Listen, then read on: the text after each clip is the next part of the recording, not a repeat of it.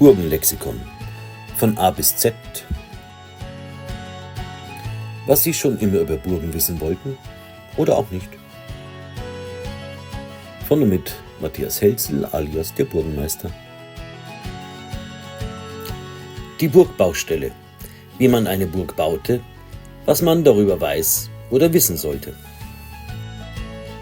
Heute unternehmen wir einen spannenden Exkurs auf die Burgbaustelle. Ein Ort der Planung, harter Arbeit und cleveren Lösungen. Ohne Planung und Koordination herrscht natürlich Chaos auf der Baustelle. Eine der häufigsten Fragen, die gestellt wird, sei es in Kommentaren zu Videos oder bei persönlichen Gesprächen, lautet: Woher kamen die Handwerker und das Baumaterial und wie gelangte alles zur Burgbaustelle? Diese Frage ist berechtigt, denn eine Baustelle ist heute wie damals eine organisatorische Herausforderung. Selbst heute mit all unseren modernen Maschinen und Lieferketten müssen Materialien rechtzeitig ankommen, damit das Bauprojekt reibungslos laufen kann.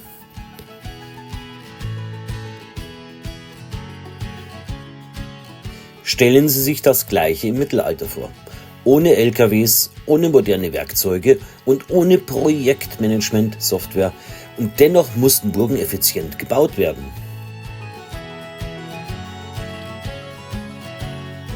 Willkommen auf der mittelalterlichen Baustelle. Wie lange dauerte der Bau einer Burg? Der Bauherr, spätere Burgherr, macht sich seine Gedanken. Der Bau einer Burg konnte zwischen 5 und 12 Jahre dauern, abhängig von Größe, Lage und Ausstattung. Manche Anlagen, wie die Belagerungsburg Trutz-Elz, Waldenelz genannt, nahe Burg Elz, wurden in erstaunlich kurzer Zeit von nur 2 bis 3 Jahren errichtet. Allerdings waren diese Zweckbauten eher schlicht und funktional. Hier ein Blick auf die Burgruine Trutz-Elz. Im Grundriss markiert der Zugang, die Schildmauer, der Wohnturm und der Platz, wo möglich die Blieben gestanden sind, um die Burg Elz zu beschießen. Alles in allem ganz schlicht und einfach gehalten. Größere Burgen, besonders repräsentative Anlagen, nahmen mehr Zeit in Anspruch.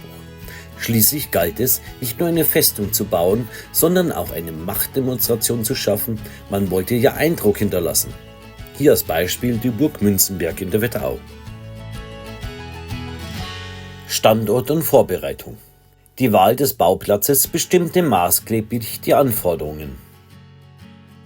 Niederungsburgen, zum Beispiel Wasserburgen. Diese Anlagen entstanden auf flachem Gelände, oft in sumpfigen oder feuchten Gebieten. Hier mussten zuerst Gräben ausgehoben und der Bauplatz stabilisiert werden. Eine gängige Technik war das Einrammen von Eichenstämmen in den Boden. Unter Wasser, wo kein Sauerstoff an das Holz gelangte, wurden die Stämme nicht nur vor Verrottung geschützt, sondern härteten mit der Zeit fast wie Beton aus.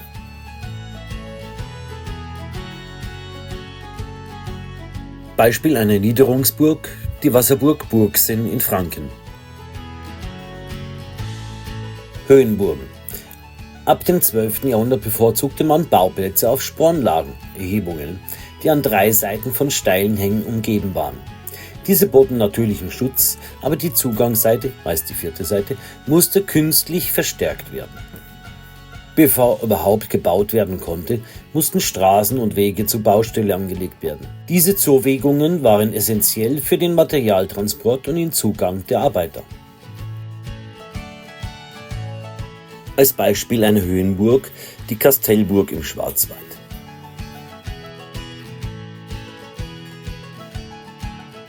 Wasser, der Schlüssel zum Bau? Auf jeder Baustelle, sei es eine mittelalterliche Burg oder ein moderner Wolkenkratzer, ist Wasser unverzichtbar. Es wird benötigt für die Mischung von Mörtel und Putz, die Versorgung von Arbeitern und Tieren, das Schmiedefeuer, ohne das Werkzeug nicht instand gehalten werden konnte. Man griff oft zu pragmatischen Lösungen. Regenwasser wurde in einfachen Zisternen gesammelt und provisorische Rinnen leiteten das Wasser von den Dächern der Bauunterstände ab. Falls das nicht ausreichte, brachten Esel das Wasser mühsam aus dem Tal auf die Baustelle. Nach Fertigstellung der Burg widmete man sich oft aufwendigen Wassersystemen. Leitungen aus entfernten Quellen, wie etwa auf der Burg Dalberg in Rheinland-Pfalz, Tiefbrunnen, die das Wasser aus beeindruckenden Tiefen schöpften. Ein Highlight ist der Brunnen der Reichsburg Kyffhäuser, der mit 176 Metern zu den tiefsten gehört. Auch auf der Festung Marienberg in Würzburg wurde mit 105 Metern Tiefe nicht gekleckert. Solche Brunnen waren Meisterwerke der Ingenieurkunst und verlangten nach gut bezahlten Spezialisten. Bei einigen Burgen legte man zudem Teiche an, die nicht nur Brauchwasser lieferten, sondern auch als Löschwasserreservoir im Falle eines Brandes dienten. Hier als Beispiel eine schematische Zeichnung eines Brunnenbaus im 13. Jahrhundert. Rodung und Materialbeschaffung. War der Bauplatz vorbereitet, die Wege angelegt, die ersten Wasserversorgungen eingerichtet, begann die eigentliche Arbeit. Rodung des Bauplatzes. Die gerodeten Bäume wurden sofort wiederverwendet. Entweder als Brennholz, Bauholz für Gerüste oder in Form von Brettern für die Unterstände. Fundamentarbeiten. Während bei Niederungsburgen oft weicher Untergrund stabilisiert werden musste, nutzte man bei Höhenburgen häufig den natürlichen Fels. Ein gutes Beispiel ist die Burg Rotenhahn, die auf und aus dem Felsen heraus gebaut wurde. Steinbrüche anlegen. Stein war das Hauptmaterial mittelalterlicher Burgen.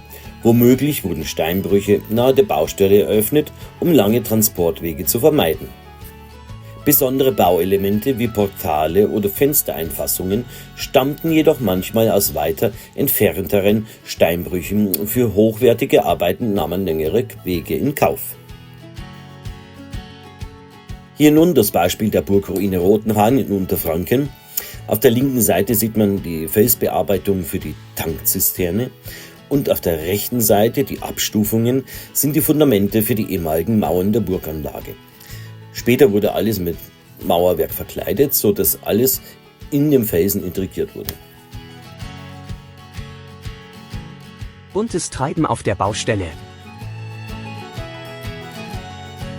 Eine mittelalterliche Baustelle war ein buntes Treiben aus Spezialisten und Hilfskräften. Spezialisten wie Baumeister, Steinmetze, Schmiede und Zimmerleute waren das Rückgrat jeder Baustelle. Manche arbeiten in reisenden Bautrupps, was durch Rechnungen und Steinmetzzeichnungen belegt ist.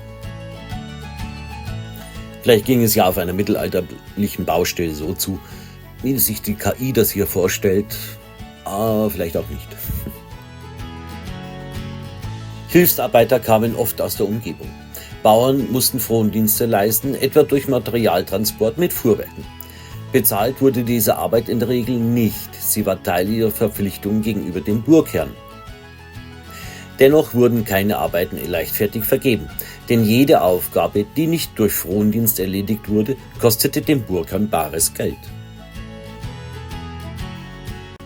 So könnte ein historisches Fuhrwerk ausgesehen haben, das Stämme zur Baustelle bringt. Hilfsmittel beim Burgenbau, Kräne und Werkzeug. Der Bau einer Burg war ein monumentales Unterfangen und ohne die richtigen Hilfsmittel schlicht unmöglich. Neben Muskelschmalz, handwerklichem Können und einer Menge Geduld waren es vor allem spezielle Werkzeuge und Techniken, die den Burgenbau erst möglich machten. Ein unverzichtbares Hilfsmittel auf jeder Burgbaustelle war der Baukran, der schwere Lasten, wie Steine oder Holzbalken, in luftige Höhe hiefte. Diese Kräne wurden von Menschen betrieben, die in einem großen Laufrad liefen. Ein mittelalterlicher Fitnessstudioersatz. Hier das Laufrad des Baukrans im Gmündner Münster, Schwäbisch Gmünd, aus dem 15. Jahrhundert. Der wohl bekannteste Baukran, den es überhaupt gab auf einer Baustelle, der auf dem Kölner Dom aus dem 13. Jahrhundert, der erst in der zweiten Hälfte des 19. Jahrhunderts abgebaut wurde. Um massive Steinquader sicher zu bewegen, kamen Steinzangen und der sogenannte Wolf zum Einsatz. Der Wolf war eine spezielle Vorrichtung, die sich in den Stein verkeilte, um diesen sicher greifen zu können. Auf den Bildern sieht man links die Steinzange, die typisch dann diese Zangenlöcher an den Quadern schafft. Und rechts der Wolf, der dann beim Vermauern des oberen Loches nicht mehr zu sehen ist. Auch die Gerüste waren essentiell. Dabei setzten die Baumeister auf ein cleveres System. Die Gerüststangen wurden direkt in das Mauerwerk eingelassen. Mit jedem Meter, den die Burg wuchs, wuchsen auch die Gerüste mit. War der Bau abgeschlossen, sägte man die Gerüsthölzer bündig ab und sie verschwanden unter dem Putz. Wenn heute solche alten Rüsthölzer entdeckt werden, sind sie ein Schatz für die Burgenforschung. Durch die Dendrochronologie, Baumringdatierung, lässt sich das Baujahr der Burg oft genau bestimmen. Hier nun einige Darstellungen eines historischen Gerüsts. Links ein schematischer Schnitt, rechts zwei historische Ansichten. In der Mitte ein vergessenes Rüstholz, bei der man eine dendrochronologische Untersuchung machen konnte. Das Mauerwerk? Die meisten Burgen wurden mit zweischaligem Mauerwerk errichtet. Außen und innen sorgten sauber gearbeitete Quader für Stabilität, während der Raum dazwischen mit einer Mischung aus Buchsteinen und Mörtel verfüllt wurde. In der Stauferzeit 12. bis 13. Jahrhundert kamen die prägnanten Buckelquader in Mode. Große, roh belassene Steine mit einer charakteristischen bossierten Oberfläche. Sie verliehen den Burgen ein wuchtiges und repräsentatives Aussehen. Hier nun die Skizze eines zweischaligen Mauerwerks. Links außen die Außenschale, rechts innen die Innenschale und dazwischen das Füllmaterial. Rechts zu sehen ein wunderschön gearbeiteter Buckelquader Bergfried der Burg Hohengundelfingen. Obwohl viele Burgen heute in ihrer nackten Steinpracht zu sehen sind, waren die meisten im Mittelalter sowohl außen als auch innen verputzt. Der Putz schützte nicht nur vor Witterung, sondern war auch ein Mittel, um die Burg noch imposanter wirken zu lassen. Verzierungen, farbige Fassungen und aufwendig gestaltete Quaderimitationen unterstrichen den repräsentativen Charakter der Anlage.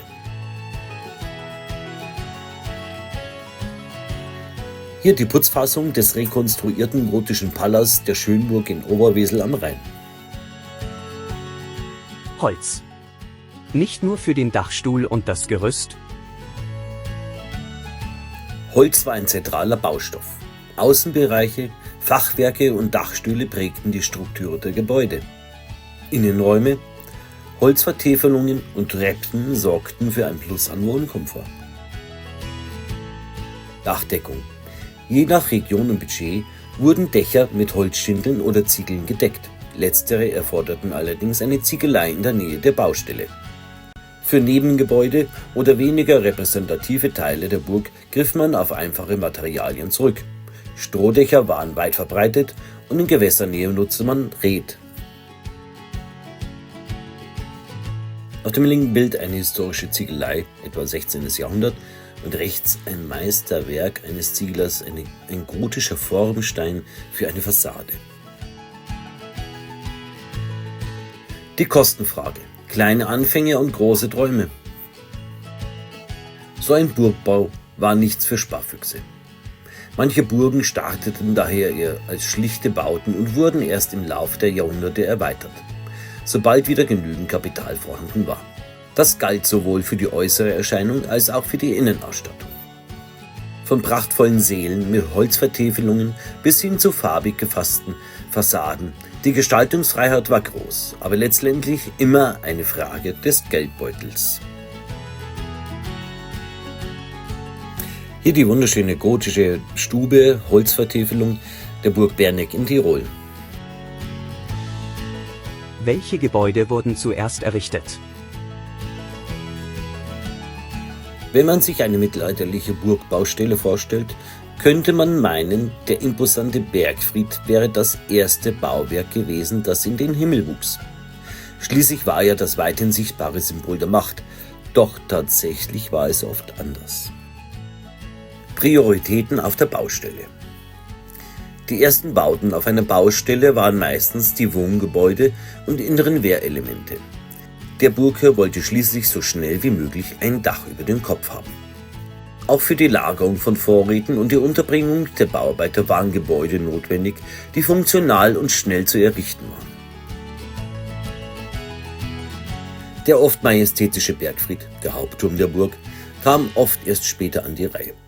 Viele dieser Türme wurden erst im 12. oder sogar im 14. Jahrhundert errichtet, lange nachdem die Burg bereits voll in Betrieb war. Ein gutes Beispiel ist die Burg Trausnitz, deren Bergfried erst Jahre nach der Fertigstellung der ersten Wohn- und Wehrgebäude gebaut wurde. Hier ein Blick auf die Burg Trausnitz, Zugangsbereich, links der Bergfried, rechts die beginnenden Wohngebäude. Die Burg wurde als sogenannte Randhausburg erbaut und der Bergfried kam erst in den 1320er Jahren dazu. Nach dem Bau ist vor dem Erhalt. Sobald der Burgherr eingezogen war und die ersten Feste gefeiert wurden, begann eine neue Phase, die Instandhaltung. Wind und Wetter, mittelalterliche Burgen waren ständig Belastungen ausgesetzt. Regen, Frost, Sonne setzten dem Mauerwerk zu und Reparaturen waren unvermeidlich. Fehden und Kriege. Oft brachte der nächste Konflikt Beschädigungen mit sich, die aufwendig gehoben werden mussten. Die Arbeit am Bau war also nie beendet. Man könnte sagen, die Burg war ein mittelalterliches Dauerprojekt. Erlebnis Burgbaustellen. Wer schon immer wissen wollte, wie es auf einer mittelalterlichen Baustelle zuging, für den bieten experimentelle archäologische Projekte von Gideon in Frankreich und Friesach in Kärnten einen faszinierenden Einblick. Diese einzigartigen Bauvorhaben bringen Geschichte nicht nur zum Anfassen, sondern auch zum Miterleben. Gideon, ein Bauwerk aus der Vergangenheit, das in der Gegenwart entsteht. Im französischen Burgund entsteht seit 1997 die Burg Gideon, gebaut ausschließlich mit Mitteln und Techniken des 13. Jahrhunderts. Von der Steinbearbeitung über den Einsatz von Handwerkern in historischer Kleidung bis hin zur Holzverarbeitung wird alles so authentisch wie möglich gehalten. Dabei ist nicht nur die Burg selbst ein beeindruckendes Projekt, sondern auch die Möglichkeit, den Handwerkern bei ihrer Arbeit über die Schulter zu schauen. Gideon, ein Paradebeispiel dafür, wie man Geschichte lebendig macht und dabei alte Bautechniken wissenschaftlich erforscht. Hier nun ein Blick auf die neue Burg Gideon und deren Baustelle. Friesach, mittelalterliches Bauen in den Alpen. Ein ähnliches Projekt findet seit 2009 in Friesach, Österreich, statt. Auch hier wird eine mittelalterliche Burg mit den Methoden und Werkzeugen der damaligen Zeit errichtet. Friesach unterscheidet sich durch seine alpine Lage, die zusätzliche Herausforderungen in Bezug auf Materialtransport und Bauweise bietet. Besucher können hautnah miterleben, wie die Steinmetze, Schmiede und Zimmerleute zusammenarbeiten, um ein beeindruckendes Bauwerk aus der Vergangenheit wieder aufstehen zu lassen. Hier ein Blick auf die Burgbaustelle. Heute ist sie schon weiter fortgeschritten. Was macht diese Projekte so besonders? Den wissenschaftlichen Wert zeigen Gideon und Friesach, dass der Burgbau im Mittelalter nicht nur harte Arbeit, sondern auch ein komplexes Zusammenspiel aus Handwerk, Logistik und Planung war. Besucher können aktiv mitmachen, Fragen stellen und die Fortschritte der Bauprojekte über die Jahre verfolgen. Sie sind ein Zeugnis dafür, dass mittelalterliche Ingenieurkunst keineswegs primitiv, sondern hochentwickelt war. Ein faszinierender Blick zurück in die Zeit, als Burgen nicht nur gebaut, sondern auch als Zeichen von Macht und Prestige erschaffen wurden. Fazit: Auch wenn der Bau einer Burg zeit- und kostenintensiv war, lohnte sich die Mühe. Die Burg war nicht nur ein Symbol der Macht, sondern auch ein wirtschaftlicher und administrativer Mittelpunkt einer Herrschaft. Und vergessen wir nicht das schöne Wohnen. Denn wer sich's leisten konnte, richtete sich auf seiner Burg durchaus komfortabel ein. Mit einem prasselnden Kaminfeuer und einem guten Schluck Wein ließ es sich in so manchem Gemach gut aushalten. Der Bau einer Burg war ein Gesamtkunstwerk aus Planung, Technik und Handwerkskunst. Mit clever eingesetzten Hilfsmitteln, raffinierten Baustoffen und einem klaren Ziel vor Augen schufen die Baumeister des Mittelalters wahre Meisterwerke, die uns noch heute in Staunen versetzen. Ob man dabei die Wasserversorgung aus dem Tal organisierte oder Buckelquader in schwindelerregender Höhe verbaut hat, jede Burg erzählt von harter Arbeit, großem Einfallsreichtum und Geschichte. Ich bedanke mich für das Schauen des Videos und ich hoffe, ich konnte Ihnen etwas Burgengeschichte, Burgenwissen näher bringen. Ihr Matthias Helzel, alias der Burgenmeister. Und nie vergessen, abonnieren und folgen ist kostenlos.